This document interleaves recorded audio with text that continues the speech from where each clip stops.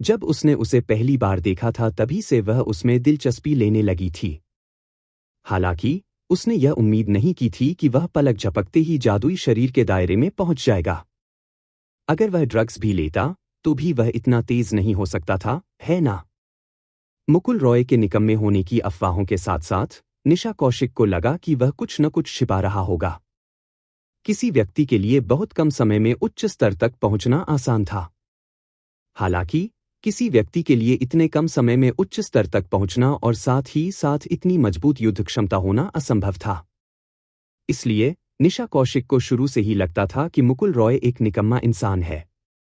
वह तो शेर को खाने के लिए सुअर बनने का नाटक कर रहा था। वो निश्चित रूप से गुमनाम रहना नहीं चाहता था। इसके पीछे कोई न कोई वजह जरूर होगी। इसलिए वह जिज्ञासु थी। शायद वह एक प्रतिभाशाली व्यक्ति थे। मुकुल रॉय ने निशा कौशिक के सामने धीमी आवाज में लैला खान से पूछा, निशा कौशिक कौन है? उन्हें सचमुच इस नाम का पता नहीं था। हो सकता है उसने इसके बारे में पहले सुना हो, लेकिन उसने कभी इस पर ध्यान नहीं दिया था। मुकुल रॉय का सवाल सुनकर निशा कौशिक थोड़ी हैरान रह गई। फिर उसके होठों के कोने हल्के से ऊपर की ओर मुड़ गए। दिलचस्प। लैला खान एक पल के लिए स्तब्ध रह गई, फिर उसने धीमी आवाज में जवाब दिया, आकाश मार्शल कोर्ट की दूसरी सबसे खूबसूरत महिला, सीनियर सिस्टर हिना गौर के बाद दूसरे नंबर पर। हालांकि सुंदरता के मामले में वह उनसे कम नहीं है। इसके अलावा वह आकाश मार्शल कोर्ट की सबसे उत्कृष्ट शख्सियत हैं। वह शायद अब आर्केन बॉडी दायरे के 5 सितारा स्तर पर हैं। मुकुल रॉय। जी हाँ। मुकुल रॉय ने अपनी साधना शक्ति की जांच कर ली थी। वह वास्तव में आर्केन बॉडी दायरे के 5वें स्तर पर थी। इसके अलावा उसमें 2 खूबियां थीं, छाया और हवा की विशेषताएं। इन दोनों गुणों का संयोजन भयावह कहा जा सकता है। यह 2 ऐसे गुणों का संयोजन था जो एक दूसरे से पूरी तरह मेल खाते थे। मुकुल रॉय को तो यह भी लगा कि केवल आर्केन बॉडी दायरे के 5 सितारा स्तर पर होना उसके लिए बहुत बनावटी था। यह महिला तो बहुत आलसी होगी। अन्यथा वह शायद जादुई स्वर्ग लोक में होती। बिल्कुल सही। निशा कौशिक वाकई बहुत आलसी थी। उसकी तुलना हिना गौर और दिनेश कश्यप से नहीं की जा सकती थी। वे सभी राक्षसी जीवों की दुनिया में डूबी हुई थीं। लेकिन निशा कौशिक को अपनी मनमर्जी करना पसंद था। असाधारण प्रतिभा के मामले में वह बहुत ही असाधारण होनी चाहिए। आर्केन बॉडी रियल्म 5 स्टार्स और आर्केन बॉडी रियल्म 1 स्टार के बीच 4 स्तरों का अंतर था। देखने में तो यह सिर्फ 4 स्तरों का अंतर लग सकता है, लेकिन यह अंतर आसमान और जमीन जैसा था। मुकुल रॉय अपनी शक्तिशाली मार्शल तकनीकों और शक्ति विनिमय से इसकी भरपाई कर सकता था। हालांकि वह चाहे कितनी भी भरपाई कर ले, वह 5 सितारा योद्धा का मुकाबला नहीं कर सकता था। Arcane body realm 5 stars. पहले जिस नेदर फ्लेम लायन का सामना हुआ था, वह आर्केन बॉडी रियल्म में होना चाहिए था। हालांकि वह लगभग 8 स्टार्स या 9 स्टार्स पर होना चाहिए था। यह तो और भी भयानक था। निशा कौशिक ने लॉलीपॉप को चबाते हुए कुरकुरे की आवाज की। फिर उसने लैला खान की ओर देखकर कहा, तुम्हें इस मामले की परवाह करने की जरूरत नहीं है। तुम इसकी परवाह नहीं कर सकते। इतना कहने के बाद उसने मुकुल रॉय की ओर देखा और कहा, मैं तुम्हें एक मौका देती हूं। चलो टूर्नामेंट के मंच पर चलते हैं और मुकाबला करते हैं। धत तेरी की। यह आर्केन बॉडी रियल्म 5 स्टार्स था। अगर वह जाता तो क्या वह मार नहीं खाता? नहीं, मैं उसे हरा नहीं सकता, मुकुल रॉय ने सीधे और स्पष्ट शब्दों में कहा।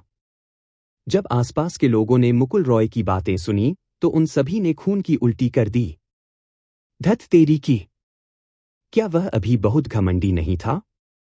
चाहे कुछ भी हो जाए, वह हार स्वीकार नहीं करेगा। लेकिन उसने यूं ही हार क्यों मान ली? निशा कौशिक भी दंग रह गई। उसने सोचा था कि मुकुल रॉय कुछ ऐसा कहेगी, तुम्हें लगता है कि तुम सिर्फ इसलिए अद्भुत हो क्योंकि तुम ताकतवर हो। लेकिन मुकुल रॉय ने बिल्कुल भी ऐसा नहीं कहा। तो चलो यहीं लड़ते हैं, निशा कौशिक ने ठंडे स्वर में कहा। स्विश। अगले ही पल मुकुल रॉय लैला खान और निशा राठी के पीछे छिप गई और बोली, मैं तुम्हें बता दूं। अगर तुमने हिम्मत करके उन दोनों को चोट पहुंचाई तो देखते हैं कि तुम इसका क्या हिसाब देते हो। सब लोग। निशा कौशिक अवाक रह गई। डिंग। एक आदमी औरत के पीछे छिपकर और अपनी बड़ी बहन को ढाल बनाकर घटिया हरकत करता है। यह स्थिति बेहद घिनौनी है। घटियापन का मूल्य प्लस 1.5 लाख। मुकुल रॉय। धिक्कार है, यह भी काम करता है। निशा कौशिक और मुकुल रॉय ने पहले कभी एक दूसरे से बातचीत नहीं की थी। इससे पहले उनकी बातचीत केवल तब हुई थी जब उसने मध्यावधि कक्षा के छात्रों को चुनौती दी थी। इसलिए उसे यह पता नहीं था कि मुकुल रॉय कितनी बेशर्म थी। लेकिन अब उसे पता चल गया था। इस कमीने ने एक औरत के पीछे छिपकर कहा कि अगर वे उसे पीटना चाहते हैं तो उन्हें निर्दोष लैला खान और निशा राठी को पीटना होगा। यह निशा कौशिक ने मुकुल रॉय की बेशर्मी का अनुभव किया था और वह आश्वस्त हो गई थी। एक वयस्क पुरुष एक महिला के पीछे छिपा हुआ है। क्या आपको शर्म नहीं आती? निशा कौशिक ने लैला खान के पीछे खड़ी मुकुल रॉय की ओर एक नजर डाली और ठंडे स्वर में कहा, मुझे शर्म क्यों आएगी? वाह, इस लड़की की पीठ तो वाकई बहुत आरामदायक है। उससे हल्की सी खुशबू भी आ रही है। कितनी अच्छी खुशबू है। निशा कौशिक। डिंग। इस युवती की ओर से अत्यधिक असंतोष का पता चला। कमीने का मूल्य प्लस 30,000। जी हां, निशा कौशिक बेहद नाराज थी। वह पागल होने ही वाली थी। यह मुकुल रॉय तो बेशर्मी से इतनी सहजता से बोल सकता था। उसके जैसा कोई और था ही नहीं। तो मैं पूरे स्काई मार्शल कोर्ट को और यहां तक कि वृक्षा अकादमी के सभी छात्रों को बता दूंगा कि तुम, मुकुल रॉय, एक कायर हो। मुकुल रॉय ने कंधे उचकाते हुए बेपरवाही से कहा, जरूर। क्यों न मैं आपको अपना फोन नंबर दे दूं और आप इसे उनके सामने उजागर कर दें और उन्हें मुझे लगातार कॉल करने दें। निशा कौशिक। उफ। निशा कौशिक ने गहरी सांस ली। उसे सच में डर था कि कहीं वह खुद पर काबू न रख पाए और मुकुल रॉय को मार न डाले। लैला खान और निशा राठी को समझ नहीं आ रहा था कि क्या करें। वे केवल मुकुल रॉय के सामने खड़े रह सकते थे। अगर उन्हें कोई विकल्प दिया जाता तो भी वे मुकुल रॉय की रक्षा करना ही चुनते। हम्फ, तो फिर मुझे तुम्हें तंग करने के लिए दोष मत दो। फिर किंग यिंग धीरे धीरे मुकुल रॉय की ओर बढ़ने लगी। मुकुल रॉय ने सहज रूप से बचने की कोशिश की, लेकिन यह देखकर वह चौंक गया कि वह हिल भी नहीं पा रहा था। मुकुल रॉय की तो बात ही छोड़िए, लैला खान और निशा राठी भी हिलने डुलने में असमर्थ हो गए। मुकुल रॉय को अचानक कुछ एहसास हुआ। यह किंग यिंग छाया गुणधर्म की थी और छाया गुणधर्म सबसे रहस्यमय गुणधर्मों में से एक था। मुकुल रॉय की धारणा के अनुसार छाया गुणधर्म अंधेरे में भूत की तरह चल सकता था। अंधेरे में यह स्थानिक गुणधर्म की तरह टेलीपोर्ट भी कर सकता था। लेकिन यह केवल अंधेरे में ही संभव था। अंधेरे में छाया गुणधर्म और अंधेरा एक हो जाते थे। इसलिए अंधेरे में छाया गुणधर्म वाले मार्शल आर्टिस्ट का सामना करते समय छाया गुणधर्म लगभग अजेय था। हालांकि मुकुल रॉय एक बात भूल गई थी। छाया तत्व को समय और स्थान तत्वों के अंतर्गत सबसे शक्तिशाली तत्व के रूप में जाना जाता था और इसका एक कारण था। ऐसा इसलिए था क्योंकि छाया तत्व केवल अंधेरे में ही उपयोगी नहीं था। उदाहरण के लिए, अभी उसके हिल न पाने का कारण शैडो एट्रीब्यूट की मार्शल स्किल, फिक्स्ड शैडो थी। उनकी परछाइयां जमीन पर इस तरह जम गई थीं कि उनके शरीर हिलने डुलने में असमर्थ थे। इसके अलावा इसे बिना किसी निशान के जारी किया गया। भला इसे कौन बर्दाश्त कर सकता था? मुकुल रॉय को यह भी नहीं पता था कि इस बंधन से कैसे मुक्त हुआ जाए। तभी उसने देखा कि निशा कौशिक उसकी ओर चलकर आ रही है। सब खत्म हो गया। इस बार क्या वह दूसरों की दया पर निर्भर नहीं होगा? वरिष्ठ बहन, मैं आपसे मुकाबला करूंगी। मैं आपके साथ मंच पर जाऊंगी। मुकुल रॉय ने जल्दी से कहा, धिक्कार है। अगर समय आने पर ही लड़ाई हो जाए तो ठीक है। लेकिन अगर निशा कौशिक ने अभी उस पर हमला कर दिया तो क्या वह पीट पीट कर मर नहीं जाएगा? अगर इस बारे में सोचे तो निशा कौशिक को अपनी लोकप्रियता के मामले में इतना सख्त रवैया नहीं अपनाना चाहिए, है ना? साथ ही इस अनुभव के कारण मुकुल रॉय को एहसास हुआ कि इस दुनिया में ऐसी बहुत सी चीजें हैं जिनके बारे में उसे जानकारी नहीं है। उदाहरण के लिए, उसने पहले कभी छाया गुण का सामना नहीं किया था। आज उसकी मुलाकात निशा कौशिक से हुई। शायद अब तक सब ठीक हो, लेकिन अगर भविष्य में उसकी मुलाकात किसी ऐसे छाया गुण वाले मार्शल आर्टिस्ट से हो जो उसी मार्शल कौशल को जानता हो, तो वह क्या करेगा? तो क्या उसे सिर्फ यही नियंत्रित करके मौत का इंतजार कराया जा सकता है? लेकिन इस दुनिया में पूर्ण अजेयता जैसी कोई चीज नहीं थी। समय और स्थान भी पूरी तरह से अजेय नहीं थे। बात सिर्फ इतनी थी कि फिलहाल उसे समय और स्थान को नियंत्रित करना नहीं आता था, लेकिन अजेय अस्तित्व जैसी कोई चीज निश्चित रूप से नहीं होती। इसलिए शैडो एट्रीब्यूट के शैडो फिक्सेशन को तोड़ने का कोई न कोई तरीका जरूर होना चाहिए। और इस विधि के लिए केवल उच्च स्तर की खेती की ही आवश्यकता नहीं थी। ओह! क्या आपने इस बारे में अच्छी तरह सोच लिया है? निशा कौशिक ने अचानक एक खंजर निकाला और उसे मुकुल रॉय के गाल पर फेर दिया। इस ठंडी अनुभूति से मुकुल रॉय का दिल थोड़ा असहज हो गया। शैडो फिक्सेशन का सबसे शक्तिशाली पहलू यह था कि यह वुक्सिया फिल्मों में इस्तेमाल होने वाले एक्यूपंक्चर बिंदुओं के समान था। व्यक्ति केवल सांस ले सकता था, अपनी आंखें, मुंह, हाथ पैर हिला सकता था या यहां तक कि अपनी गर्दन भी घुमा सकता था। मैंने इस बारे में अच्छी तरह सोच लिया है। अगले ही पल मुकुल रॉय हिलने डुलने में सक्षम हो गई। लैला खान और बाकी लोग भी हिलने डुलने में सक्षम हो गए। तो चलिए चलते हैं। बोलते बोलते निशा कौशिक ने एक लॉलीपॉप निकाली और मंच की ओर चलते हुए उसे खोलने लगी। मुकुल रॉय। लैला खान ने चिंता से मुकुल रॉय की ओर देखा। अब जब मुकुल रॉय के प्रति उसकी पसंद 50 तक पहुंच चुकी थी और मुकुल रॉय का यह व्यवहार केवल उसी की वजह से था, तो वह बहुत चिंतित, बहुत दोषी और बहुत फिक्रमंद थी। मुकुल रॉय मुस्कुराई और बोली, चिंता मत करो, मैं बस उसके साथ कुछ राउंड खेलूंगी। लड़ाई के बाद सब खत्म हो जाएगा। लेकिन वरिष्ठ निशा कौशिक बहुत शक्तिशाली हैं और वह कभी कभी बहुत कठोर रवैया अपनाती हैं, निशा राठी ने चिंता से कहा। ओह! आपका क्या मतलब है? मुकुल रॉय ने हैरानी से अपनी भौहें उठाईं। पहले किसी ने यह अफवाह फैलाई थी कि सीनियर निशा कौशिक एक समलैंगिक हैं। अगले दिन सीनियर निशा कौशिक ने अकादमी के शिक्षकों के सामने उनके चारों हाथ पैर तोड़ दिए। वह काफी देर तक जमीन पर पड़ी रहीं, ठीक वैसे ही जैसे आज तुमने भूपेंद्र भाटी की पिटाई की। मुकुल रॉय। अरे, जल्दी आओ। निशा कौशिक ने देखा कि मुकुल रॉय अभी भी नहीं हिला है, इसलिए उसने उसे फिर से आने के लिए कहा। आ रहा, मुकुल रॉय चिल्लाई, फिर बोली, चिंता मत करो, ज्यादा से ज्यादा मुझे कुछ ही बार मार पड़ेगी, क्योंकि मैंने उसे उकसाया नहीं है। वो मुझे ज्यादा जोर से नहीं मारेगी, है ना? चिंता मत करो। इतना कहकर मुकुल रॉय उसके पीछे पीछे चली गई। असल बात तो यह थी कि वह दौड़ सकता था, लेकिन दौड़ नहीं पा रहा था। निशा कौशिक की शैडो फिक्सेशन क्षमता में कुछ गड़बड़ी थी। आसपास के लोग भी जल्दी से उनके पीछे पीछे चल दिए। वे मुकुल रॉय की पिटाई देखने के लिए बेताब थे। वे लोग लंबे समय से इसका सपना देख रहे थे।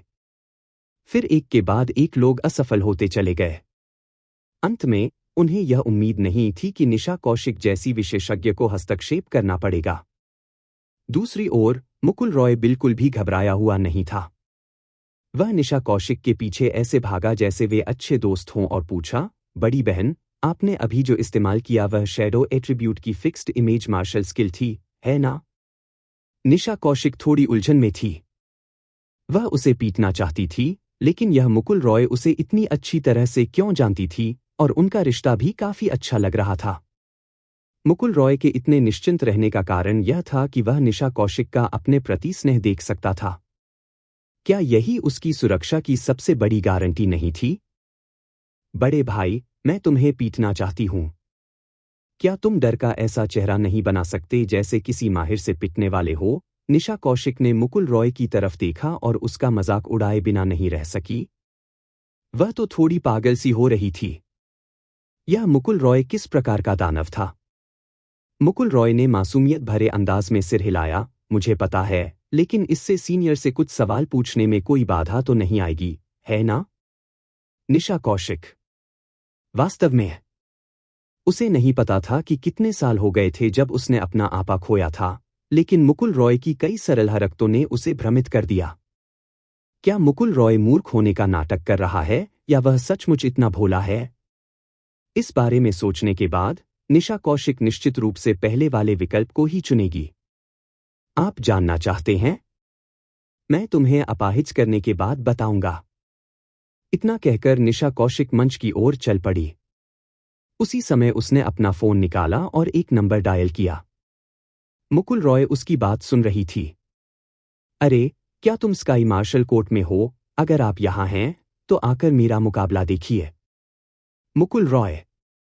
फिर क्या वह मुझे आमंत्रित कर रही है? फोन के दूसरी तरफ मौजूद व्यक्ति कुछ पल चुप रहा। फिर उसने कहा, मुझे दिलचस्पी नहीं है। इसके बाद उसने फोन काट दिया। उबाऊ महिला। इसके बाद निशा कौशिक ने मुड़कर मुकुल रॉय की ओर देखा। इसी बीच मंच पर मौजूद छात्र दर्शक दीर्घाओं के आसपास जमा हो गए। देवी, उसकी पिटाई करो। हमारी उन्नत कक्षा की शक्ति का प्रदर्शन करो। मुकुल रॉय की पिटाई करो। उसके लिंग को अपंग कर दो। फिर मुकुल रॉय लड़खड़ा गई। वह कौन है जिसने कहा कि वह मेरे लिंग को अपंग कर देगी? खांसी, खांसी। मुकुल रॉय ने सूखी खांसी की। फिर उसने निशा कौशिक की ओर देखा और पूछा, वरिष्ठ बहन, चूंकि आपने मुझे मंच पर बुलाया है तो आप एक अच्छी लड़ाई चाहती हैं, न कि सिर्फ मुझे पीटना। तो चलिए एक लड़ाई से शुरुआत करते हैं, ठीक है? निशा कौशिक ने अपना सिर हिलाया। उसके होठों के कोने ऊपर की ओर मुड़े और उसने कहा, तुम बहुत ज्यादा सोच रहे हो। मैं बस तुम्हें पीटने वाली हूं। मैं मंच पर इसलिए आई हूं ताकि सब लोग तुम्हें पिटते हुए देख सकें। मुकुल रॉय। फिर उफ। उसे इस पर विश्वास नहीं हुआ। उसे विश्वास नहीं था कि निशा कौशिक इतनी निर्दयी हो सकती है, जबकि उसके पास केवल 10 अनुकूलता अंक थे। हालांकि उसने यह भी सुना था कि निशा कौशिक नियमों का बिल्कुल भी पालन नहीं करती थी। इसके अलावा उसके शब्द और कार्य नियमों के अनुरूप ही प्रतीत होते थे। जब निशा कौशिक ने मुकुल रॉय के चेहरे के भाव देखे तो उसे वास्तव में बहुत खुशी हुई। उसे समझ नहीं आया कि उसे इतनी खुशी क्यों हुई। उसे ठीक वैसा ही एहसास हुआ जैसा उसे हिना गौर का मजाक उड़ाते समय हुआ था। वरिष्ठ बहन, मुझे लगता है आपको पुनर्विचार करना चाहिए। अगर आप उन्नत वर्ग का प्रतिनिधित्व करते हुए मेरी पिटाई कर देती हैं तो ठीक है, लेकिन अगर यह बात फैल गई कि आप, जो उन्नत वर्ग की शीर्ष विशेषज्ञ हैं, एक शुरुआती वर्ग के मार्शल आर्टिस्ट से भिड़ने जा रही हैं, तो क्या आप हंसी का पात्र नहीं बन जाएंगी? इसलिए मेरा सुझाव है कि आप मुझसे जादुई शरीर क्षेत्र के एक तारे की शक्ति से लड़े। कैसा रहेगा? क्या संयोग है? मुझे हंसी का पात्र बनने से डर नहीं लगता। मुकुल रॉय। इसी समय निशा कौशिक ने अपना हाथ बढ़ाया और पहले वाला खंजर उसके हाथ में प्रकट हो गया। अरे, अरे, अरे, चलो आत्माओं से जुड़े उपकरणों का इस्तेमाल न करें, ठीक है? तलवारों की आंखें नहीं होती, मुकुल रॉय ने जल्दी से कहा। जैसे ही उसने बोलना समाप्त किया, निशा कौशिक हवा के झोंके में बदल गई और उसकी ओर दौड़ पड़ी। धत तेरे की। ड्रैगन रेन स्वॉर्ड पल भर में मुकुल रॉय के हाथ में प्रकट हो गई। टकराना। इस तीव्र प्रतिक्रिया के कारण दोनों आध्यात्मिक हथियार आपस में टकरा गए, लेकिन निशा कौशिक की गति बहुत ही असामान्य थी। उसने अपनी मौलिक शक्तियों का प्रयोग भी नहीं किया था, फिर भी वह इतनी तेज थी। क्या यह उसके क्षेत्र के दमन का परिणाम था? नहीं। मुकुल रॉय को लगा कि ऐसा नहीं था। क्षेत्र तो एक बात थी, लेकिन ऐसा लग रहा था कि उसकी गति बेहद तेज थी। मुकुल रॉय का फायदा यह था कि वह तलवार का इस्तेमाल करता था, इसलिए उसकी आक्रमण सीमा लंबी थी और उसकी ताकत भी अधिक थी। वहीं निशा कौशिक का फायदा यह था कि उसका खंजर बहुत तेज था।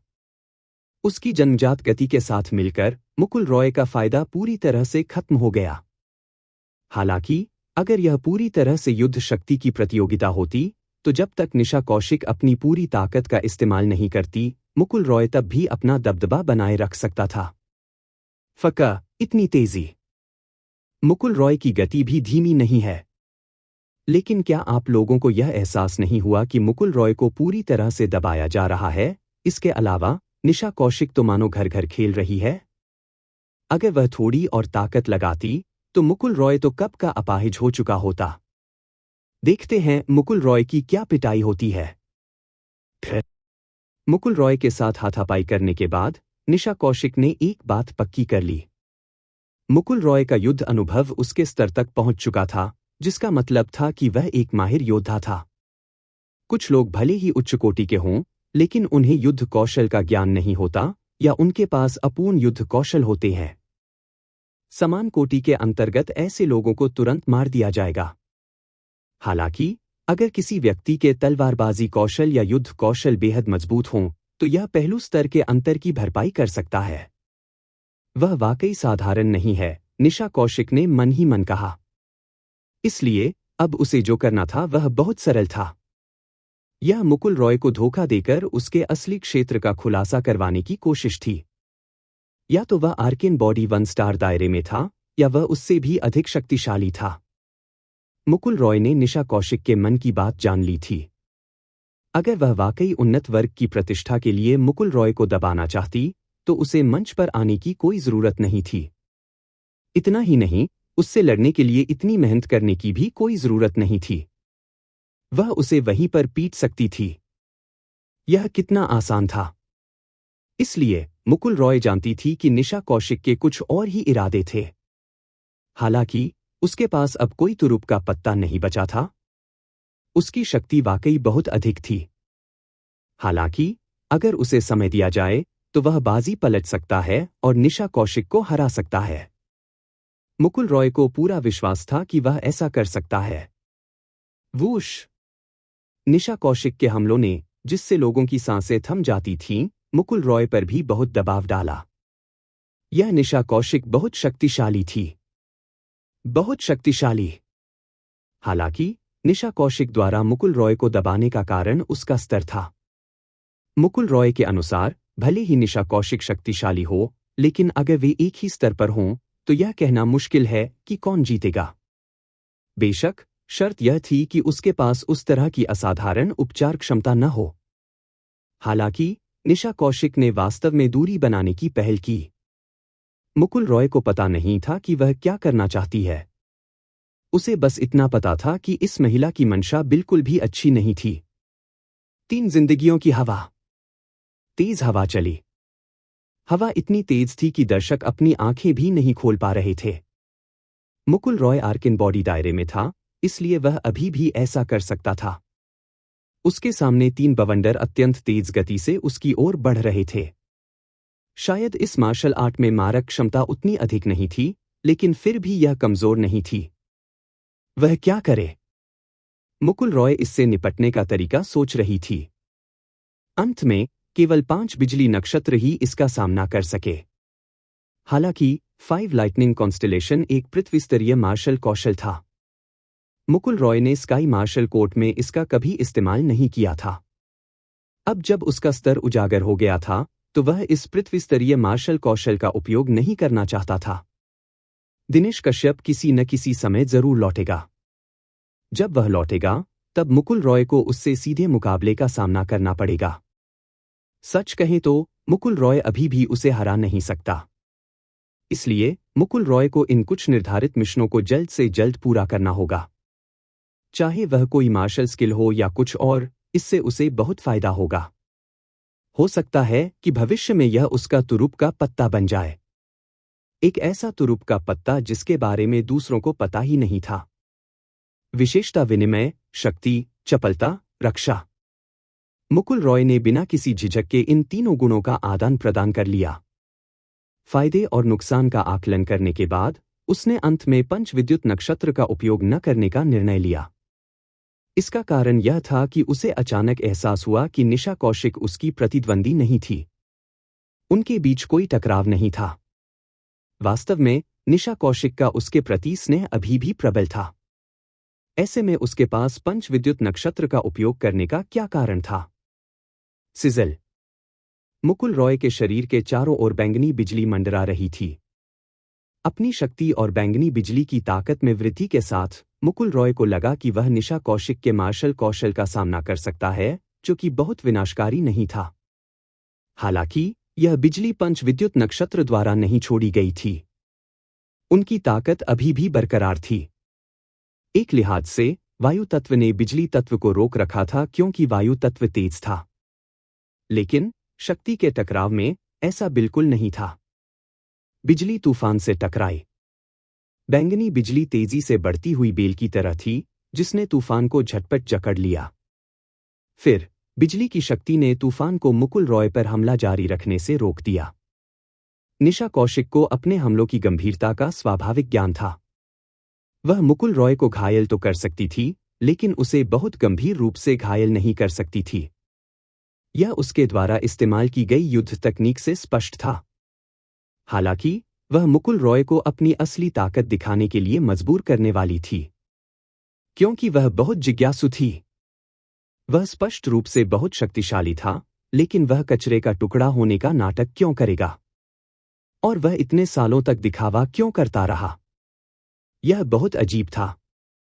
लेकिन इसके पीछे कोई न कोई वजह तो जरूर होगी। अब तो उसने इतने हाई प्रोफाइल तरीके से हमला किया था। क्या इसका मतलब यह था कि जिस बात को लेकर वह चिंतित था, वह अब खत्म हो चुकी है?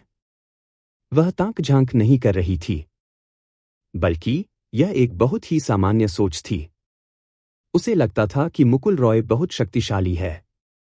चाहे यह उसका स्वभाव हो या कुछ और, यह एक तरह की प्रशंसा थी। ठीक वैसे ही जैसे उस समय सुहानी सगुन के मन में थी। क्योंकि मुकुल रॉय उनकी प्रशंसा की योग्य था, इसलिए वे उस पर ध्यान देंगे। और जब कोई लड़की किसी पुरुष के बारे में उत्सुक होने लगती है, तो यह उसके उस पुरुष के प्रति आकर्षित होने की शुरुआत होती है। तो फिर निशा कौशिक को इतना यकीन क्यों था कि मुकुल रॉय सिर्फ नाटक कर रही थी? ऐसा इसलिए था क्योंकि उसकी युद्ध क्षमता बहुत अधिक थी। अगर वह साधना नहीं कर सकता, तो उस जैसे तुच्छ व्यक्ति में इतनी शक्तिशाली युद्ध क्षमता कैसे हो सकती है? क्या वह बस जाकर सीखने चला गया? उसे लगा कि इसकी संभावना बहुत कम है। निशा कौशिक का अनुमान बिल्कुल सही था। हालांकि उसे यह बिल्कुल भी अंदाजा नहीं था कि मुकुल रॉय की युद्ध क्षमता वास्तव में उसके पिछले जन्म में पृथ्वी से आई थी। हालांकि मुकुल रॉय पृथ्वी पर साधना नहीं कर सका, लेकिन वह बहुत मेहनती था। जूही सिन्हा ने उसे प्रतिदिन युद्ध का प्रशिक्षण दिया था, इसलिए मुकुल रॉय में युद्ध क्षमता तो निश्चित रूप से थी। बिजली की तेज चमक से तूफान प्रभावित हुआ और फिर धीरे धीरे शांत हो गया। हालांकि अंततः यह मुकुल रॉय के संपर्क में आ ही गया, लेकिन मुकुल रॉय ने इसे रोक दिया। आखिरकार उसने एट्रीब्यूट पॉइंट्स के बदले में भी तो सौदे किए थे। तार्किक रूप से देखा जाए तो उसकी बैंगनी बिजली मेरी 3 जन्मों की पवन शक्ति को बेअसर नहीं कर सकती थी। लेकिन अभी बिजली की तीव्रता इतनी ज्यादा थी कि उसने ऐसा कर दिया। ऐसा इसलिए होना चाहिए क्योंकि उसके पास कोई ऐसी मार्शल तकनीक है जो उसकी शक्तियों को बढ़ा सकती है, और यह वृद्धि मामूली भी नहीं है। यह कोई कमजोर मार्शल स्किल नहीं होनी चाहिए। निशा कौशिक ने मन ही मन बुदबुदाया, बड़ी बहन, क्या मैं हार स्वीकार कर सकती हूं? मैं तुम्हें मुझे मारने दूंगा, मैं विरोध नहीं करूंगा। अगर मैं उसे हरा नहीं सकता, तो मुझे लड़ने का क्या फायदा? मुकुल रॉय को लगा कि वह सचमुच उसे हरा नहीं सकता। नहीं। यह कहते ही निशा कौशिक के सामने दर्जनों कटारें प्रकट हो गईं। यह पता नहीं था कि ये कटारें भ्रम थीं या असली, लेकिन वे निशा कौशिक के शरीर के चारों ओर तैरने लगीं और मुकुल रॉय की ओर इशारा करने लगीं। मुकुल रॉय! सू सू सू! अगले ही पल दर्जनों खंजर एक साथ मुकुल रॉय की ओर उड़े। अगर उसे चोट लगती, तो क्या वह छलनी में नहीं छलनी हो जाता? फका, इससे मेरी जान ही चली जाएगी। सौभाग्यवश मुकुल रॉय ने एजिलिटी एट्रीब्यूट प्राप्त कर लिया था और वह तेजी से एक तरफ मुड़ गया। Bang bang bang! वो खंजर अपने निशाने से चूक गए और जमीन पर गिर पड़े, पल भर में धुंधली परछाइयों में बदल गए। अब सोचता हूं तो लगता है कि वो सब भ्रम थे। उसकी गति बहुत तेज है, लेकिन उसकी आभा केवल आर्केन बॉडी दायरे के एक स्टार स्तर पर है। क्या यही उसका वास्तविक दायरा हो सकता है? फिर से कोशिश करते हैं। यह सोचते हुए निशा कौशिक ने एक बार फिर मुकुल रॉय की ओर धावा बोला। इस बार उसने अपनी वायु शक्ति का प्रयोग किया। उसी क्षण मुकुल रॉय को एहसास हुआ कि उसके पास बचने का कोई मौका नहीं है। वह सीधे एक तूफान में खिंच गया। फाड़ना। उस तूफान में हवा का हर झोंका तेज तलवार की तरह था। जब वह मुकुल रॉय के कपड़ों से टकराया तो उन्हें फाड़ डाला। पल भर में ही उसके कपड़े किसी भिखारी के कपड़ों जैसे हो गए। जैसा कि उम्मीद थी, जब किसी विशेषज्ञ का सामना करना पड़ा, खासकर ऐसे विशेषज्ञ का जो कई स्तरों पर उच्च स्तर था, तो उसके पास वास्तव में विरोध करने का कोई तरीका नहीं था। उसे बस यह नहीं पता था कि वह पृथ्वी स्तर की मार्शल कला का उपयोग कर सकता है या नहीं। इसलिए पद वास्तव में एक बहुत ही महत्वपूर्ण चीज थी। दरअसल, अगर प्रतिद्वंदी कोई साधारण मार्शल आर्टिस्ट होता तो मुकुल रॉय को लगता कि मुकाबला इतना कठिन नहीं होता। लेकिन निशा कौशिक की विभिन्न क्षमताएं असाधारण थीं। मुकुल रॉय को तो कई मामलों में लगता था कि वह उससे मुकाबला नहीं कर सकता। उसने तो अपनी शक्तिशाली मार्शल कला का भी इस्तेमाल नहीं किया, तो भला वह कैसे उसका सामना कर सकता था। निशा कौशिक ने मुकुल रॉय की बाह पर निशाना साधते हुए तेजी से आगे बढ़ी। फाड़ना। मुकुल रॉय में बचने की आलस थी। असल में इस हमले से मुकुल रॉय की बाह पर गहरा घाव हो जाता, लेकिन निशा कौशिक को अचानक एहसास हुआ कि उसे कोई फर्क नहीं पड़ता। उसने झट से अपनी ताकत वापस खींच ली और इससे सिर्फ मुकुल रॉय के कपड़ों पर हल्की खरोंच आई। यह दृश्य देखकर मुकुल रॉय के होंठ ऊपर की ओर मुड़ गए। जैसा कि उम्मीद थी, वह उसे चोट पहुंचाना भी नहीं चाहती थी। अरे, मैं तो मर गया। अगले ही पल मुकुल रॉय ने अपना सीना पकड़ लिया और जमीन पर लेट गया। सब लोग। नर्क। क्या यह अभिनय इससे भी अधिक बनावटी हो सकता है? जमीन पर उतरी निशा कौशिक ने अपने होठों के कोने को थोड़ा सा हिलाया। ठीक है। वह हार गई। वह बिना किसी कारण के किसी ऐसे व्यक्ति को चोट नहीं पहुंचा सकती थी जिसका उससे कोई द्वेष न हो। इसके अलावा मुकुल रॉय से उसे कुछ भी हासिल नहीं हुआ। उसे लगा कि उसे पीटते रहने की कोई खास जरूरत नहीं है। ठीक है, यह लड़ाई उबाऊ है। मैं अब और नहीं लड़ूंगा। निशा कौशिक के हाथ में मौजूद खंजर यह कहते ही गायब हो गया। फिर उसने लॉलीपॉप का रैपर हटाया और बड़ी कुशलता से उसे अपने मुंह में डाल लिया। सब लोग। क्या उसने यह नहीं कहा था कि वह मुकुल रॉय को पीटना चाहती है? चाहे कुछ भी हो जाए, उसे चोट पहुंचानी चाहिए थी, है ना? लेकिन अब मुकुल रॉय का सबसे बड़ा नुकसान उसके कपड़े थे। मुकुल रॉय जमीन से उठा और अपने शरीर से धूल झाड़ी। उसने निशा कौशिक की ओर मुस्कुराते हुए कहा, वरिष्ठ, मुझ पर इतनी नरमी बरतने के लिए धन्यवाद। बस मैंने मिस सुहानी को देखा था। निशा कौशिक के बोलते ही वह युद्ध मंच से नीचे उतर गया। मुकुल रॉय ने देखा कि कुछ अज्ञात समय में सुहानी सगुन अचानक युद्ध मंच के कोने में प्रकट हो गई थी। निशा कौशिक चलकर पास आई और सुहानी सगुन से कुछ शब्द कहकर चली गई। फिर मुकुल रॉय भी वहां आ गई। अरे, ये तो बहुत उबाऊ है। मिस सुहानी बिल्कुल सही समय पर आईं। अगर मिस सुहानी नहीं आती तो मुकुल रॉय की बुरी तरह पिटाई हो जाती। यह ठीक नहीं है। निशा कौशिक अभी रुकी थी। वह मुकुल रॉय को चोट नहीं पहुंचाना चाहती थी। क्या? निश्चित रूप से। और निशा कौशिक की ताकत के साथ उसके लिए मुकुल रॉय को चोट पहुंचाना बहुत आसान है। तो आपका मतलब है, कहीं मुकुल रॉय निशा कौशिक को तो नहीं जानती? अगर वे एक दूसरे को जानते हैं, तो निशा कौशिक ने यह क्यों कहा कि वह उन्नत कक्षा के लिए खड़ी होगी? अभिनय? इसकी कोई जरूरत नहीं है। उसे एडवांस क्लास के लिए खड़े होने की जरूरत नहीं थी। सभी लोग हैरान थे। हालांकि मुकुल रॉय सबकी नजरों में और भी रहस्यमय बन गई। यहां तक कि शैतान की अवतार निशा कौशिक, जो अपनी मर्जी से सब कुछ करती थी, भी उसे चोट पहुंचाने को तैयार नहीं थी। यह जल्द ही आकाश मार्शल कोर्ट में एक चर्चित मुद्दा बन गया। एक और चर्चित मुद्दा था मुकुल रॉय की साधना शक्ति, जिसमें यह तथ्य भी शामिल था कि उसने भूपेंद्र भाटी को घायल कर दिया था। मिस सुहानी। मुकुल रॉय ने सुहानी सगुन के सामने खड़े होकर अपना सिर खुजाया। सुहानी सगुन अवाक रह गई। मुकुल रॉय की मुसीबत खड़ी करने की क्षमता बेहद भयावह थी।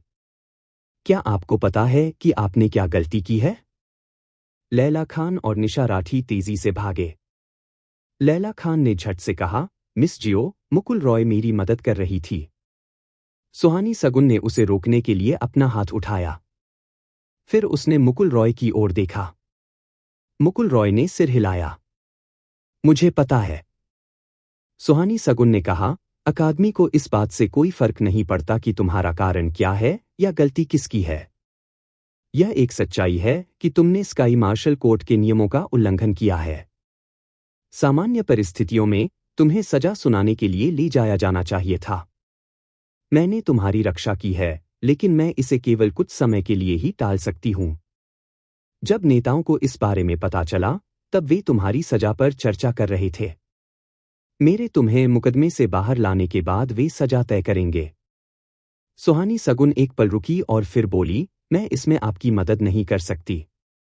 स्काई मार्शल कोर्ट में किसी ने बहुत समय से किसी को गंभीर रूप से घायल नहीं किया है, इसलिए इस बार आपकी सजा हल्की नहीं होगी।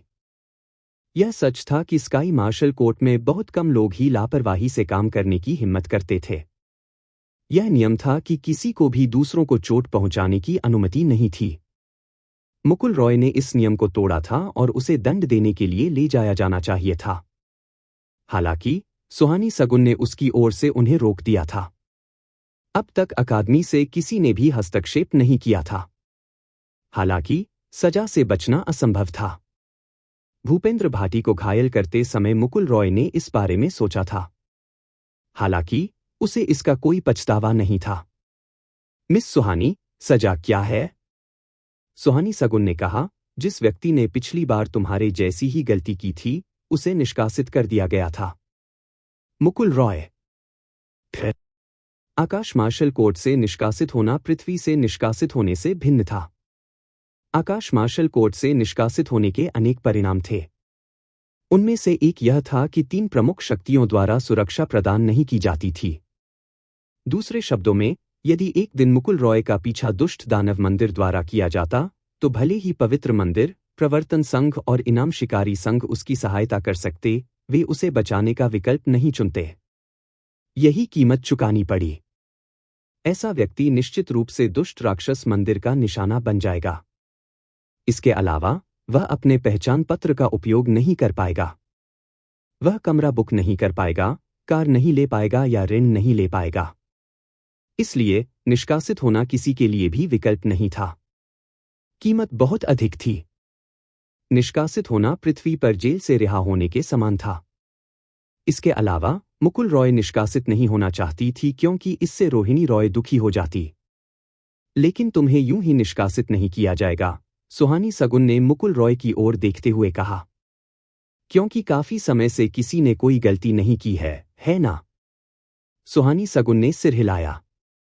बिल्कुल सही। इसीलिए अकादमी मुर्गी को दंडित करके बंदर को चेतावनी देना चाहती है। इसमें उनकी कोई गलती नहीं है। यह तुम्हारी अपनी गलती है। मुकुल रॉय ने कहा, मुझे पता है। सजा चाहे जो भी हो, मैं उसे स्वीकार कर लूंगी। सुहानी सगुन ने कुछ नहीं कहा। दरअसल मुकुल रॉय के उपद्रवी होने के अलावा सुहानी सगुन को उस पर पूरा भरोसा था। मैं सजा कम कराने की पूरी कोशिश करूंगा। साथ ही आपको मुकदमे में जाने की जरूरत नहीं है। नहीं, अगर मैं नहीं जाऊंगा तो क्या यह नुकसान नहीं होगा? बिल्कुल, मैं जाऊंगा। परसों, है ना? सुहानी सगुन ने सिर हिलाते हुए कहा, जी हाँ, अगर तुम नहीं जाते तो कोई बात नहीं। मुझे उम्मीद नहीं थी कि तुम एक सितारा आर्केन बॉडी रियल्म के मार्शल आर्टिस्ट होगे, मुझे बहुत आश्चर्य हुआ। सुहानी सगुन सचमुच हैरान थी। शुरुआत से ही, जब मुकुल रॉय केवलची बिल्डिंग दायरे में था, तब से उसने धीरे धीरे अपनी शक्ति का प्रदर्शन किया था। अब वह आर्केन बॉडी दायरे में था, एक सितारा। यह देखकर वह सचमुच चौंक गई। मुकुल रॉय ने अपना सिर खुजाया और शर्मिंदा होकर मुस्कुराया, अच्छा, अगर मैं कहूं कि मैं पिछले कुछ दिनों में ही इस स्तर तक पहुंचा हूं, तो क्या आप विश्वास करेंगे? आप क्या सोचते हैं? सुहानी सगुन ने मुकुल रॉय पर आंखें घुमाते हुए कहा, अच्छी तरह से तैयारी कर लो।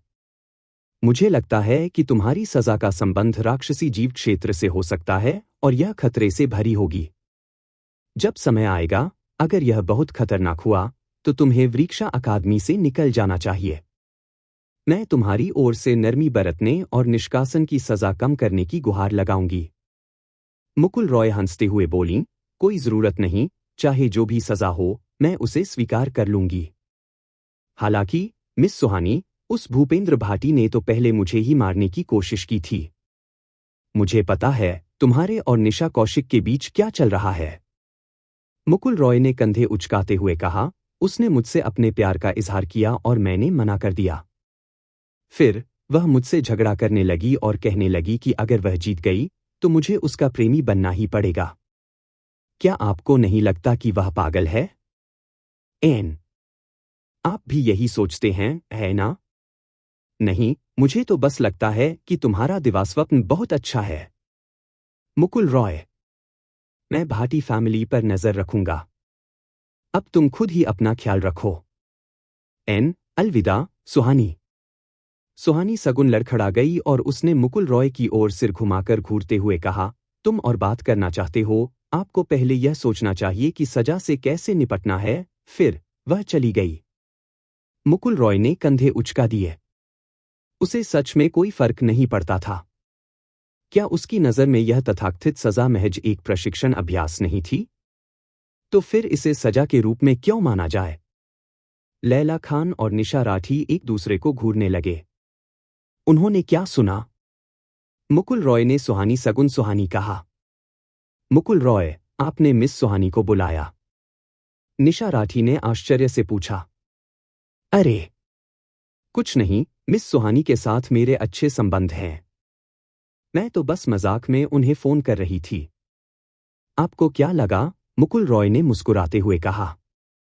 नहीं, कुछ नहीं, तो फिर सजा के बारे में क्या? लैला खान ने अपने होंठ दबाते हुए कहा, मैं अपने परिवार को क्यों न बताऊं और उन्हें स्कूल बुलाकर अधिकारियों से नरमी बरतने की गुहार लगाने को कहूं?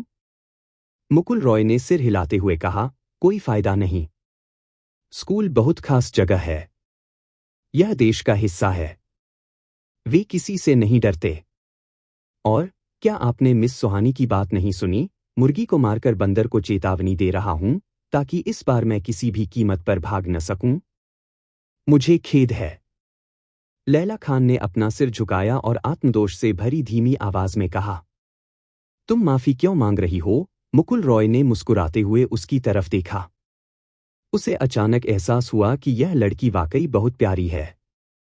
यह सब मेरी गलती है। अगर तुम न होते तो मैं ऐसा न करता। लैला खान रोने ही वाली थी।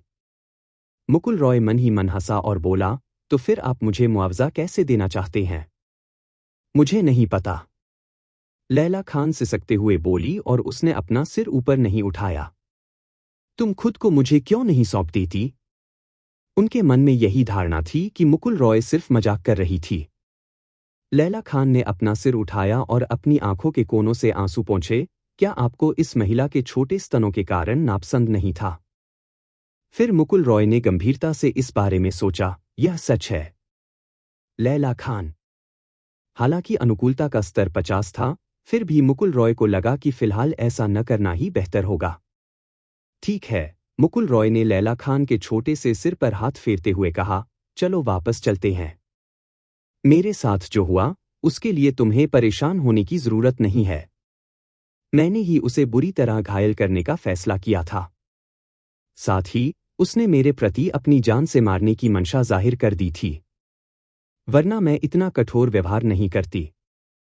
लैला खान को मुकुल रॉय की हरकत का एहसास हुआ और उसका छोटा सा चेहरा तुरंत लाल हो गया। जब आसपास के लोगों ने इस अंतरंग कृत्य को देखा, तो वे सभी अपना मुंह चौड़ा करके आश्चर्यचकित रह गए। ऐसा नहीं हो सकता। यह मुकुल रॉय वास्तव में लैला खान को हरा नहीं सकता था, है ना? क्या उसने निशा राठी का पीछा करने की बात नहीं कही थी? उसने उसकी सबसे अच्छी दोस्त को कैसे पटा लिया? ईर्ष्या, जलन। उनके मन में तरह तरह के विचार उठने लगे। डिंग, लैला खान की शर्म महसूस हुई। कमीने आदमी के अंक प्लस 50,000। डिंग, लैला खान की आपके प्रति अनुकूलता +5। वर्तमान अनुकूलता 55। आप स्वीकारोक्ति कर सकते हैं। डिंग, निशा राठी की नाराजगी महसूस हुई। कमीने आदमी के पॉइंट्स प्लस 10,000। मुकुल रॉय, क्या हो रहा था? उसने लैला खान के छोटे से सिर को सहलाया और निशा राठी नाखुश हो गई। क्या ऐसा हो सकता है कि उसके मन में भी उसके लिए कुछ विचार हों? किसी महिला से ईर्ष्या? सिस्टम, क्या तुम मुझे निशा राठी की अनुकूलता दिखा सकते हो? मुकुल रॉय ने मन ही मन पूछा। नहीं। आपको अनुकूलता तभी दिखाई देगी जब आप उन्नत स्वीकारोक्ति मिशन शुरू करेंगे। तो फिर मेरे लिए इसे चालू कर दो। स्कम्बैग मैन सिस्टम। अरे, तुम मर चुके क्या? डिंग, बिजली की तरह कठोर दंड आने वाला है। कृपया अपने पहले कहे गए शब्दों को वापस लें। मुकुल रॉय, मैं इसे वापस ले लूंगा, मैं इसे वापस ले लूंगा।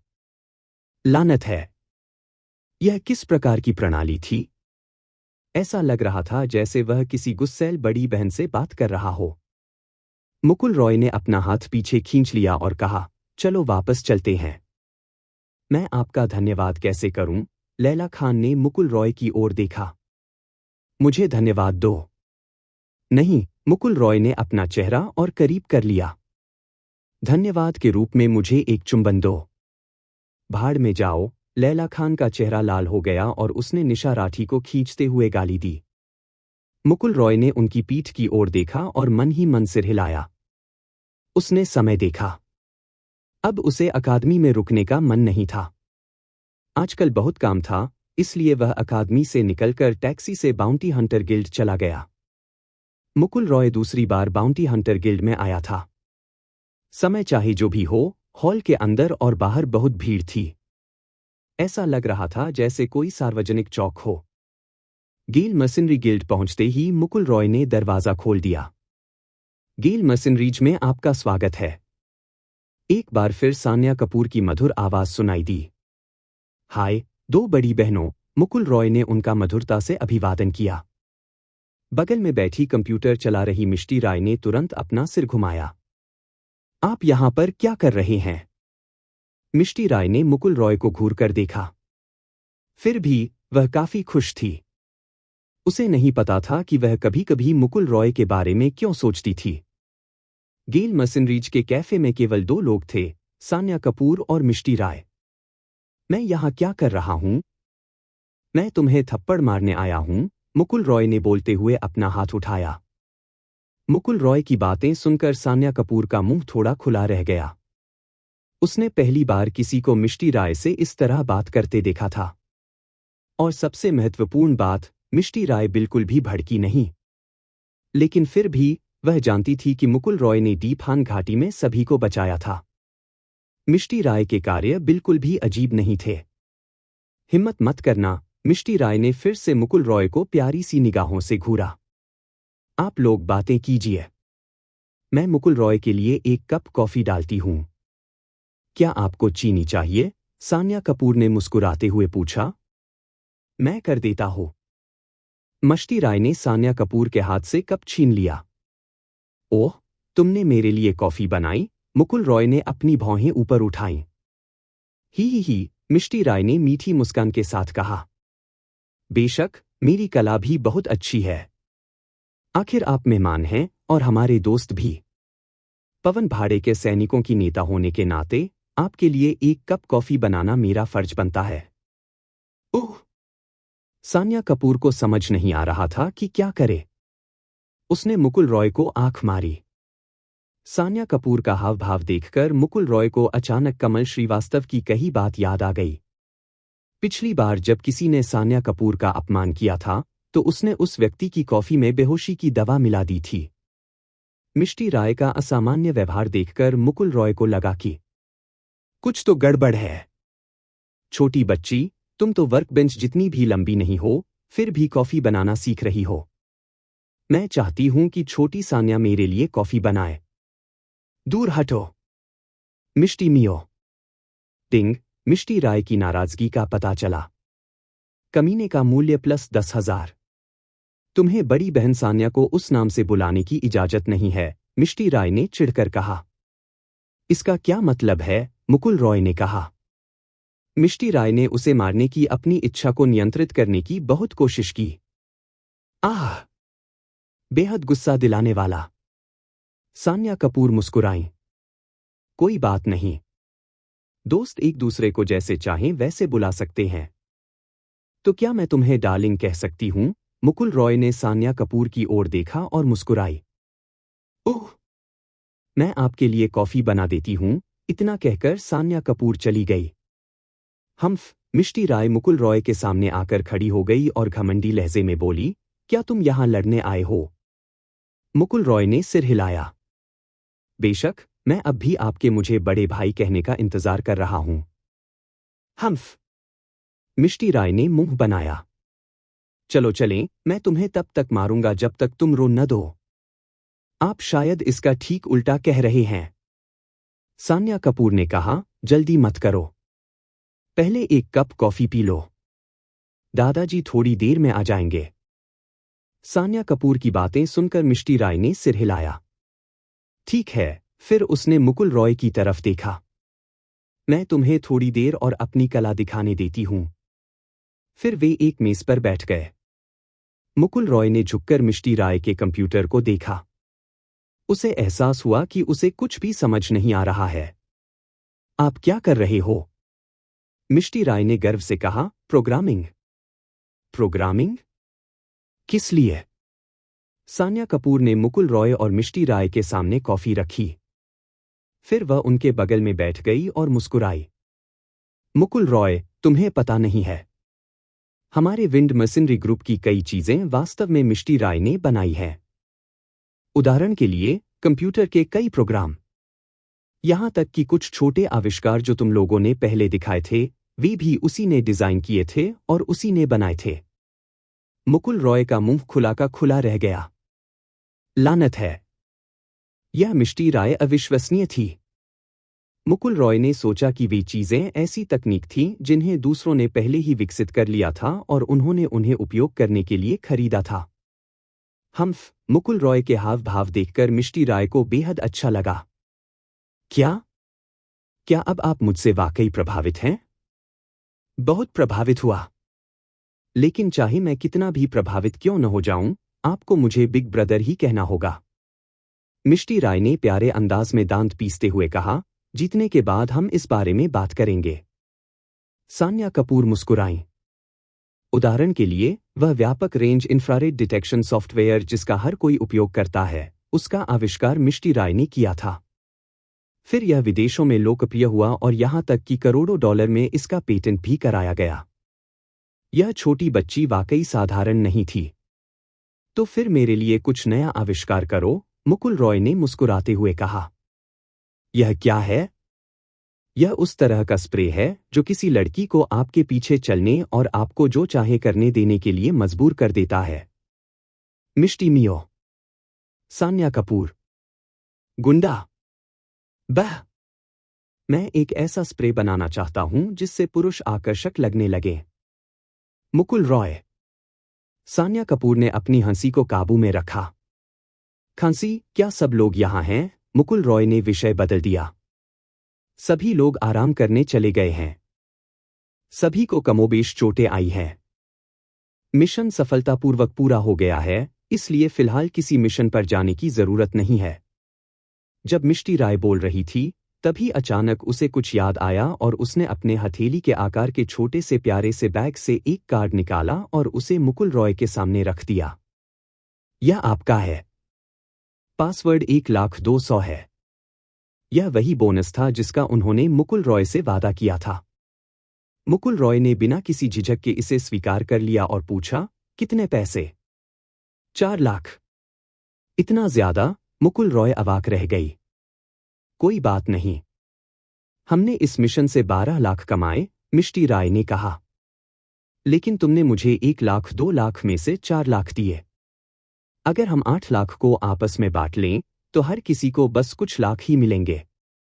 सबने इसके लिए अपनी जान जोखिम में डाली है। मैं इतना बोझ नहीं उठा सकती, मुकुल रॉय ने कहा। मिष्टी राय ने मुकुल रॉय की ओर देखकर कहा, लेकिन अगर तुम न होते तो सब मर चुके होते, तो बस इसे ले लो। फिर ठीक। 4 लाख। असल में इस समाज में यह कोई बड़ी रकम नहीं थी, लेकिन फिर भी आम लोगों के लिए 4 लाख बहुत बड़ी रकम थी। तभी एक बूढ़े आदमी ने दरवाजा खोला और अंदर आ गया। दादाजी, मिष्टी राय ने मीठी आवाज में पुकारा। मुकुल रॉय ने पहली बार उसकी इतनी मधुर आवाज सुनी थी। शक्ति यादव ने सिर हिलाया। फिर उसने मुकुल रॉय की ओर देखा और मुस्कुराया। तुम यहां हो? हाँ, मैं अभी अभी आया हूं। मैंने लिटिल मिष्टी और बाकी लोगों से बात की। शक्ति यादव मुकुल रॉय के बगल में बैठ गई और उसके कंधे पर थपथपाते हुए बोली, मुकुल रॉय, मुझे अभी तक तुम्हें सबको और लिटिल मिष्टी को बचाने के लिए धन्यवाद देने का मौका नहीं मिला है। कोई बात नहीं। आपका स्वागत है। शक्ति यादव ने सिर हिलाया। शक्ति यादव ने सिर हिलाया। बात अलग है। छोटी मिष्टी राय फैमिली की इकलौती संतान है। उसके माता पिता बहुत व्यस्त रहते हैं। जब यह सब हुआ, तब भी उन्होंने सिर्फ फोन करके हालचाल पूछा। वे आ भी नहीं सकते। अगर छोटी मिष्टी को कुछ हो गया, तो हमें सच में नहीं पता कि हम क्या करेंगे। इसलिए मैं अभी कुछ काम से बाहर गया था और आपके लिए कुछ लाया हूं।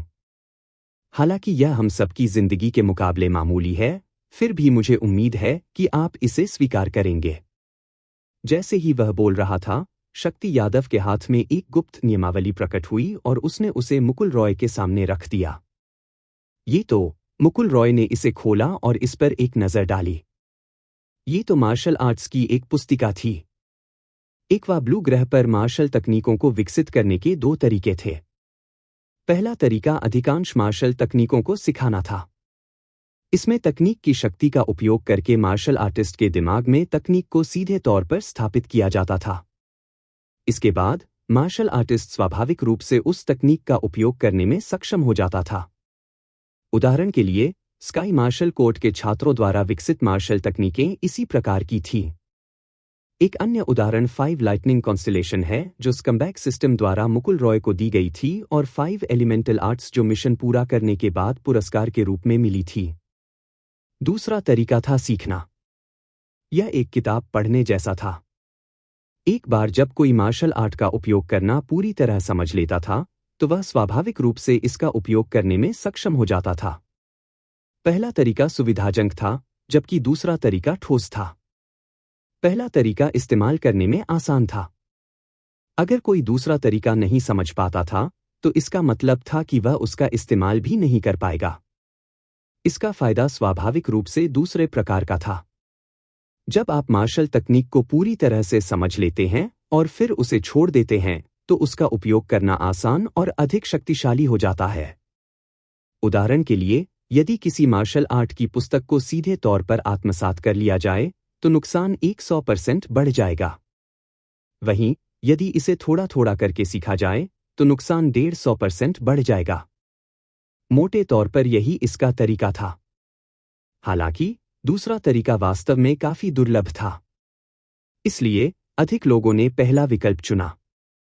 दूसरे विकल्प के लिए, केवल उन्हीं मार्शल आर्ट तकनीकों का अभ्यास किया जाता था जो उनके परिवारों में पीढ़ी दर पीढ़ी चली आ रही थीं। सान्या कपूर द्वारा उसके लिए डाली गई कॉफी लेते हुए शक्ति यादव ने मुस्कुराते हुए कहा, मैंने लिटिल मिष्टी से सुना था कि आप बिजली प्रकार के मार्शल आर्टिस्ट हैं, इसलिए मैंने एक पुराने दोस्त से यह मार्शल आर्ट की किताब मांगी। मुकुल रॉय ने अगला पन्ना पलटा और वहीं जम गई। उस मार्शल स्किल का नाम स्वर्गीय थंडर फ्लैश था और उसका स्तर पृथ्वी चरण 5 सितारा था। पृथ्वी स्तरीय मार्शल कौशल। इससे मुकुल रॉय दंग रह गई। उनके अनुमान के अनुसार 3 प्रमुख शक्तियों के अलावा आर्यनगढ़ शहर के केवल महान कुलों के पास ही पृथ्वी स्तरीय मार्शल कौशल होंगे। इसके अलावा एक महान कुल के पास आमतौर पर केवल एक ही पृथ्वी स्तरीय मार्शल कौशल होता है, जो पीढ़ी दर पीढ़ी हस्तांतरित होता रहता है और बाहरी लोगों को कभी प्रकट नहीं होता। यह पृथ्वी स्तरीय मार्शल कौशल की दुर्लभता को दर्शाने के लिए पर्याप्त था। लेकिन आज शक्ति यादव ने उसे पृथ्वी श्रेणी का मार्शल कौशल दिया था, और वह भी 5 सितारा। यह देखकर मुकुल रॉय को झटका क्यों नहीं लगता? क्या राय फैमिली? एक बहुत शक्तिशाली परिवार था। मुकुल रॉय को पता नहीं था, लेकिन अगर ऐसा था तो वे अभी भी भाड़े के सैनिकों का समूह क्यों चला रहे होंगे। स्वर्गीय थंडर फ्लैश एक बिजली प्रकार की लंबी दूरी की मार्शल स्किल है। यह बिजली की शक्ति को संघनित करके मार्शल स्किल के प्रवाह के माध्यम से उसे मुक्त कर सकती है। यदि आप इसे पूरी तरह से समझ लें तो यह शक्ति को 3 गुना बढ़ा सकती है। शक्ति यादव ने कॉफी का एक घूंट लिया और मुकुल रॉय से कहा, क्या यह बहुत ज्यादा कीमती नहीं है? सच कहूं तो मुकुल रॉय को बहुत लालच हुआ था। बिजली की तरह की लंबी दूरी की युद्ध कला। वह बिजली की शक्ति का प्रयोग करके लंबी दूरी के हमले का प्रभाव प्राप्त कर सकता था, लेकिन दूरी सीमित थी। इसके अलावा यह केवल बिजली की शक्ति थी। सामान्य तौर पर क्षति 1 होती थी, लेकिन यदि वह दिव्य वज्रपात का प्रयोग करता तो क्षति 3 हो जाती। यह बिल्कुल अलग अवधारणा थी। आखिरकार एक मार्शल कौशल तो मार्शल कौशल ही होता है। अगर यह शक्तिशाली नहीं होता तो लोग इसकी पूजा क्यों करते? शक्ति यादव ने दिल खोलकर हंसते हुए कहा, लिटिल मिस्टी और बाकी सब लोगों की जिंदगी के मुकाबले यह कुछ भी नहीं है, इसलिए इसे स्वीकार कर लो। तो फिर मैं दिखावा नहीं करूंगा। मुकुल रॉय मुस्कुराया और heavenly thunder flash martial skill को एक तरफ रख दिया। हा। शक्ति यादव हंसी और फिर मुकुल रॉय से बोली, अब से तुम ब्लास्ट मर्सिनरी ग्रुप के सदस्य हो। हम सब एक परिवार की तरह हैं, इसलिए कुछ भी मत छुपाना। सबको बता देना। अगर मैं मदद कर सकती हूं तो पूरी कोशिश करूंगी। धन्यवाद एल्डर मियाओ। मैंने सुना है कि तुम और लिटिल मिस्टी पी के जा रहे हो, शक्ति यादव ने पूछा। मुकुल रॉय ने सिर हिलाते हुए कहा, ऐसी चीज होती है। बिल्कुल सही समय पर। मैंने वहां युद्ध के लिए मंच की व्यवस्था कर दी है। मैं तुम दोनों को लड़ते हुए देख सकता हूं। तुम लिटिल मिस्टी को भी सिखा सकते हो। दादाजी, मुझे शिक्षित करने से आपका क्या तात्पर्य है? मुझे ही उसे शिक्षित करना चाहिए, मिस्टी राय ने गुस्से से कहा। हा। तो मुकुल रॉय, तुम इसे लिटिल मिस्टी के साथ आजमा सकते हो। ठीक है। फिर मुकुल रॉय खड़ा हुआ और एक ही घूंट में अपनी कॉफी खत्म कर दी। मिस्टी राय ने भी उसका अनुसरण किया और एक बड़ा घूंट लिया। वह उससे हार नहीं सकती थी। चल दर। फिर शक्ति यादव उन्हें कॉफी शॉप से बाहर ले गया। वह देखना चाहता था कि मुकुल रॉय कैसी है। शक्ति यादव के मन में एक योजना थी। दरअसल लड़ाई का मैदान बाउंटी हंटर गिल्ड के अंदर था। यह 23वीं मंजिल पर स्थित था। पूरी मंजिल ही लड़ाई का मैदान थी और आसपास का इलाका दर्शकों से भरा हुआ था। इसी वजह से 23वीं मंजिल खाली थी। वहां कोई नहीं था। कुछ लोग ऊपरी मंजिलों पर जाने के लिए वहां से गुजर रहे थे। हालांकि ऊपरी मंजिलें आम लोगों के लिए सुलभ नहीं थीं। मैंने सुना है कि बाउंटी हंटर गिल्ड को 15वीं मंजिल और उससे ऊपर जाने के लिए विशेष कर्मियों की आवश्यकता होती है, मुकुल रॉय ने आश्चर्य से कहा। यह शक्ति यादव साधारण नहीं लग रहा था। नहीं, शायद राय फैमिली साधारण नहीं था। मुकुल रॉय को इसके बारे में ज्यादा जानकारी नहीं थी। उसे बाद में राय फैमिली से पूछना पड़ेगा। शक्ति यादव मुस्कुराए। हाँ, मैं यहां के लोगों से दोस्ती रखती हूं, इसलिए मुझे अस्थायी रूप से युद्ध मंच उधार लेने में कोई समस्या नहीं है। तो बात ऐसी है, फिर भी मुकुल रॉय ने अपना संशयपूर्ण रवैया बनाए रखा। उन्होंने दरवाजा खोला और युद्ध का मैदान देखा। यह एक विशाल युद्ध मंच था जिसका आकार लगभग 1000 वर्ग मीटर था। युद्ध मंच का आकार इतना ही था। कुछ हजार लोगों के देखने के लिए पर्याप्त जगह होनी चाहिए। यह बाउंटी हंटर गिल्ड की पहली मंजिल थी। पूरी जगह एक युद्ध मंच थी। हालांकि यह असली युद्ध मंच से कई गुना छोटी थी, लेकिन एक इंडोर युद्ध मंच के हिसाब से यह काफी भव्य थी। सान्या कपूर भी आ चुकी थी। कॉफी शॉप अस्थायी रूप से बंद कर दी गई थी। शक्ति यादव ने मुकुल रॉय और मिस्टी राय को देखकर कहा, ज्यादा आगे मत बढ़ो। याद रखना, आध्यात्मिक हथियारों का इस्तेमाल मत करना। इससे अपने प्रतिद्वंदी को चोट पहुंचाना बहुत आसान है। साथ ही तुम दोनों एक ही स्तर पर हो। अपनी शक्ति पर अच्छी तरह नियंत्रण रखो। अपने प्रतिद्वंदी को चोट पहुंचाना आसान है। मुकुल रॉय और मिष्टी राय ने सिर हिलाया। फिर शक्ति यादव ने कहा, लड़ाई का मैदान 2 हिस्सों में बंटा हुआ है। तुम दोनों भीतरी हिस्से में लड़ोगे।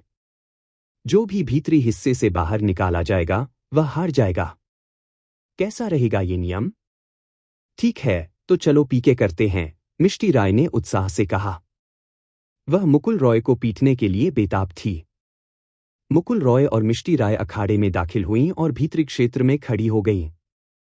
भीतरी क्षेत्र बड़ा नहीं था, लगभग 300 वर्ग मीटर ही था। आखिरकार, अगर पूरा अखाड़ा ही उनका युद्ध क्षेत्र होता तो वह बहुत बड़ा होता और उन्हें उच्च स्तर पर लड़ना पड़ता। मैं यह बात साफ कर देना चाहती हूं। जब मैं तुम्हें पीटूं तो रोना मत, मुकुल रॉय ने मिष्टी राय की तरफ देखते हुए कहा। छी, मैं यह भी साफ कर देती हूं। जब मैं तुम्हें पीटूं तो रोना मत, मिष्टी राय पीछे नहीं हटी। तो पर आजा। उन दोनों की आभा एक ही समय पर फट पड़ी। मुकुल रॉय इस समय आर्केन बॉडी स्टेज 1 स्टार पर था, लेकिन आर्केन बॉडी स्टेज की ताकत के साथ मिष्टी राय से लड़ना स्वाभाविक रूप से अनुचित था। इसलिए, हारने पर भी, मुकुल रॉय ज्यादा से ज्यादा स्पिरिट फोकस स्टेज के 10 स्टार की ताकत ही दिखा पाएगा। दोनों की आभाएं तीव्र हो उठीं।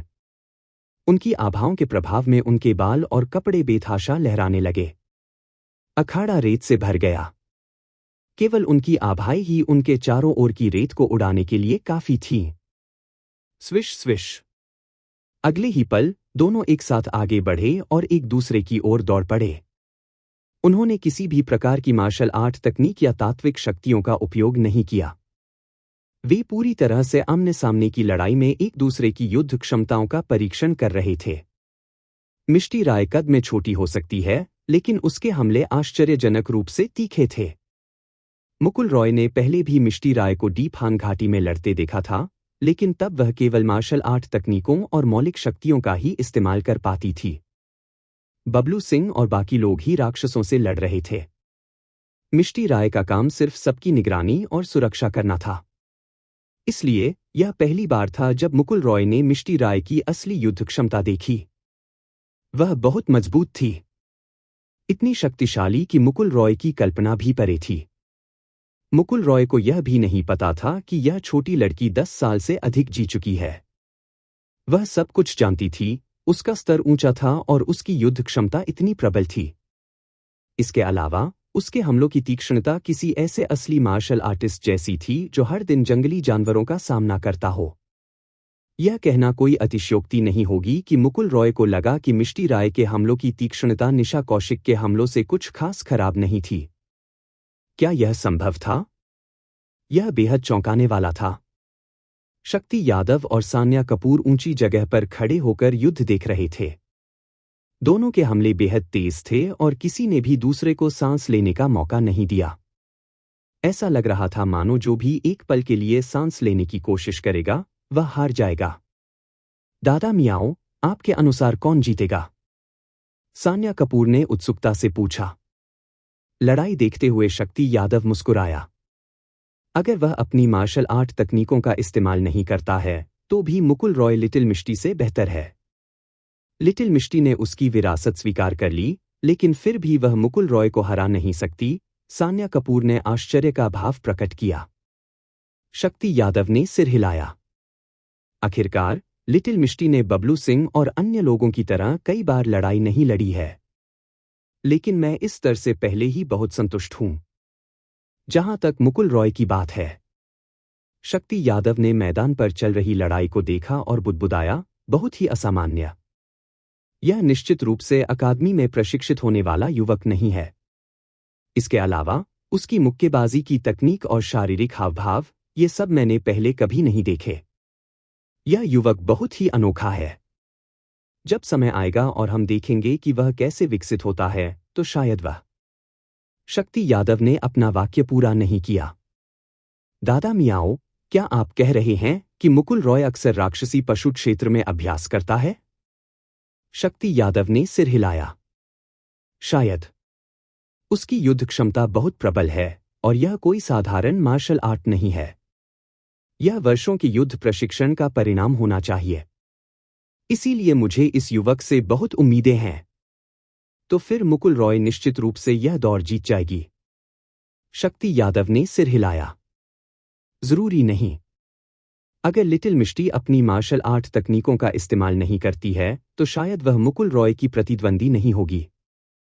लेकिन अगर वह अपनी मार्शल आर्ट तकनीकों का इस्तेमाल करती है तो लिटिल मिष्टी के जीतने की संभावना कहीं ज्यादा है। चलिए देखते रहिए। शक्ति यादव अपनी पोती की क्षमताओं के बारे में बहुत स्पष्ट थे। मिष्टी राय ने कोई शेखी नहीं मारी। 9 सितारा स्तर पर रहते हुए भी उसने स्पिरिट फोकस दायरे के एक साधक को आसानी से हरा दिया था।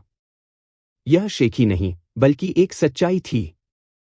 मुकुल रॉय और मिष्टी राय एक दूसरे पर मुक्के और लात मार रही थीं, लेकिन अब तक उनमें से कोई भी दूसरे पर वार करने में कामयाब नहीं हो पाई थी। मिष्टी राय और मुकुल रॉय दोनों ही बहुत हैरान थी। हालांकि मुकुल रॉय अभी भी एक स्तर ऊपर था। उसने मिष्टी राय की छलांग और लात का फायदा उठाते हुए अपने शरीर को घुमाया। दोनों एक दूसरे के बगल से गुजरे और उसी समय मुकुल रॉय ने अपना हाथ आगे बढ़ाया। थप्पड़। स्पष्ट ध्वनि काफी दूर तक सुनाई दी। यह मुकुल रॉय। लिटिल मिष्टी अभी बच्चा है और वह वास्तव में। सान्या कपूर का सुंदर चेहरा शर्म और गुस्से से भर गया था। उसने सचमुच मिष्टी राय के नितंब पर मारा था। शक्ति यादव को इस बात पर गुस्सा नहीं आया, बल्कि उन्होंने एक दिल खोलकर मुस्कुराहट दिखाई, मानो वे कोई बढ़िया शो देख रहे हों। हा, आखिरकार ये युवा पीढ़ी के हैं। इन्हें जैसे चाहे खेलने दें।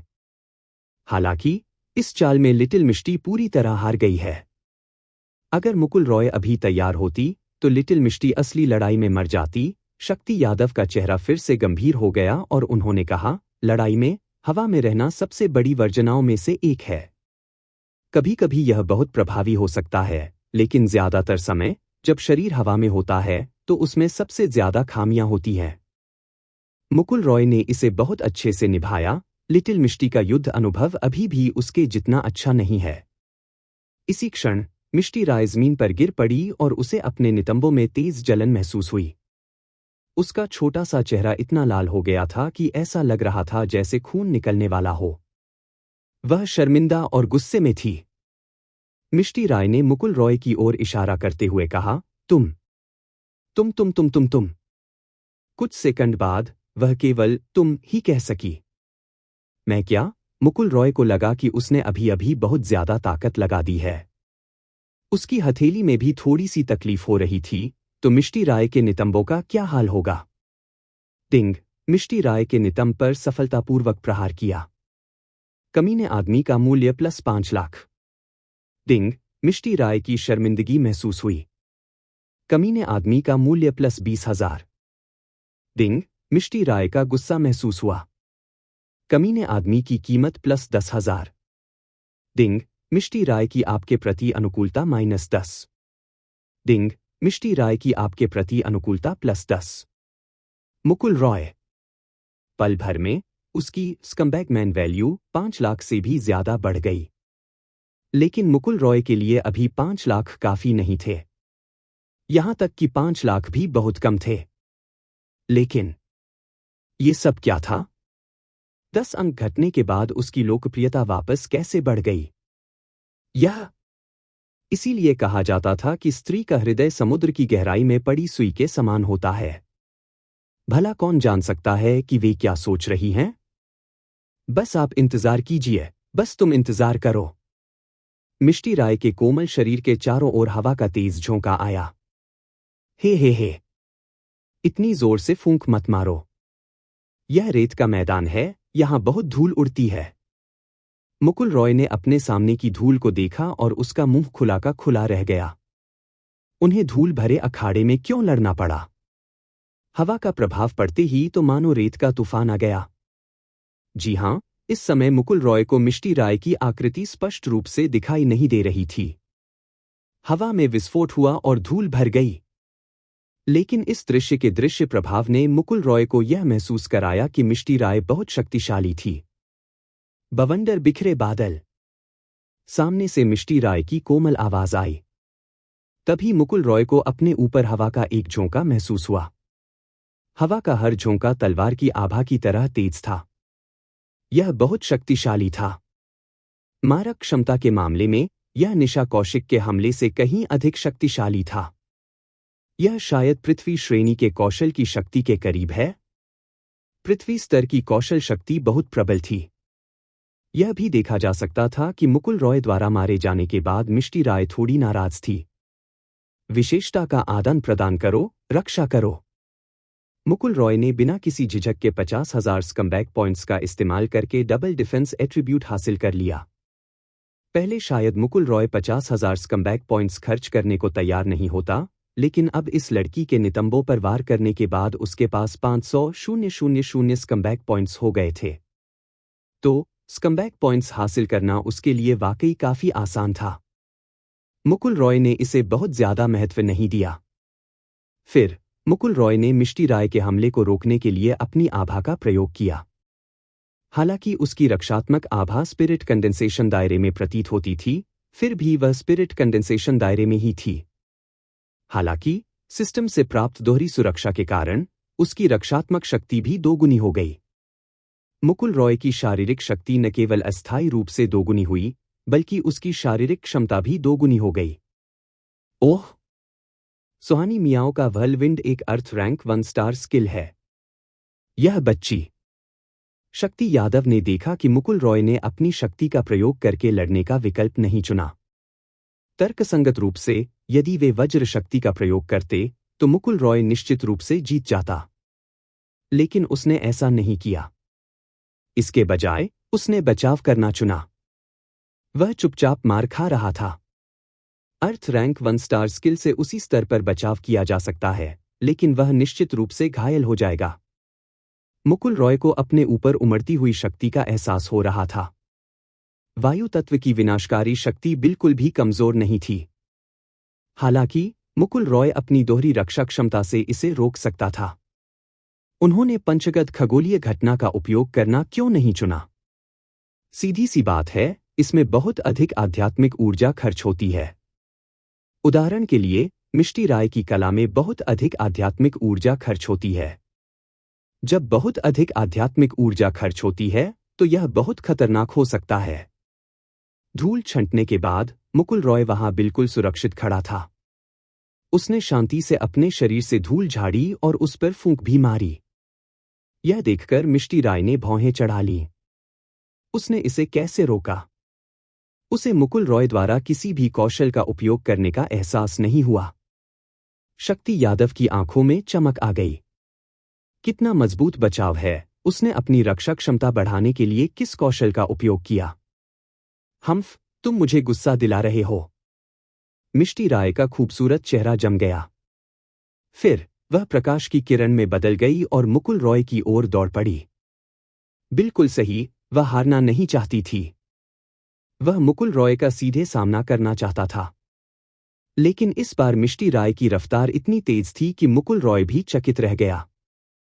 यह हवा की विशेषताओं पर आधारित गति तकनीक होनी चाहिए और इसका ग्रेड कम नहीं है। मुकुल रॉय ने मिष्टी राय की गति को भांप लिया और तुरंत अनुमान लगा लिया। गति तकनीक में सुधार के कारण मिष्टी राय की गति दोगुनी से भी अधिक हो गई थी। भले ही यह पृथ्वी स्तर की मार्शल तकनीक तक न पहुंची हो, फिर भी यह उच्च श्रेणी की गहन मार्शल तकनीक थी। यह राय फैमिली वाकई में साधारण नहीं है। सभी प्रकार के उच्च स्तरीय मार्शल कौशल। Speed shadow.